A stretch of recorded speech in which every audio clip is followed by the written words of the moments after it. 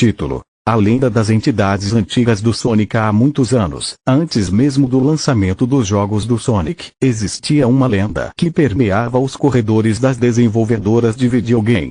Era uma história macabra sobre entidades poderosas e antigas que se escondiam por trás das telas, e que se alimentavam da energia dos jogadores mais desavisados.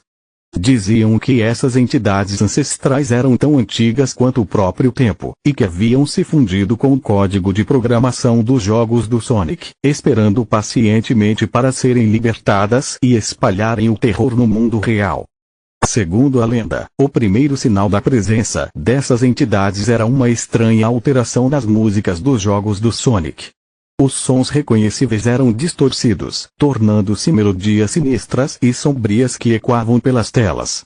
Quem ousasse jogar nesses momentos, sem saber o que estava em jogo, seria vítima de um destino terrível.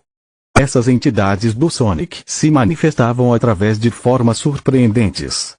Relatos contavam sobre jogadores que, ao pressionar a combinação de botões certa, deparavam-se com cenas grotescas e perturbadoras, muito diferentes do que era apresentado ao público.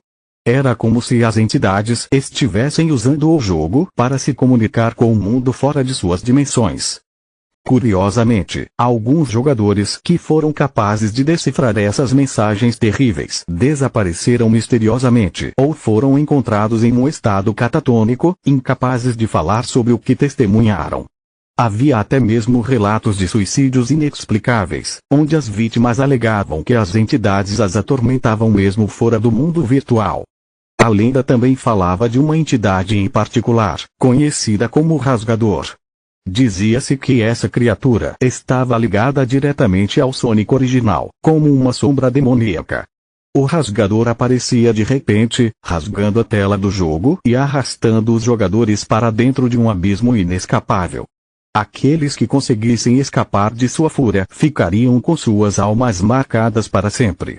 Ainda hoje, muitas lendas urbanas circulam sobre essas entidades antigas do Sonic, assombrando jogadores corajosos o suficiente para procurar pelas versões mais obscuras dos jogos. Alguns afirmam que até mesmo jogos originais, que supostamente seriam seguros, foram contaminados por essas entidades. Então, tome cuidado ao se aventurar pelos jogos do Sonic, pois nunca se sabe quais dessas entidades poderosas e antigas ainda estão à espreita, esperando pela oportunidade de emergir e levar os jogadores à beira da insanidade.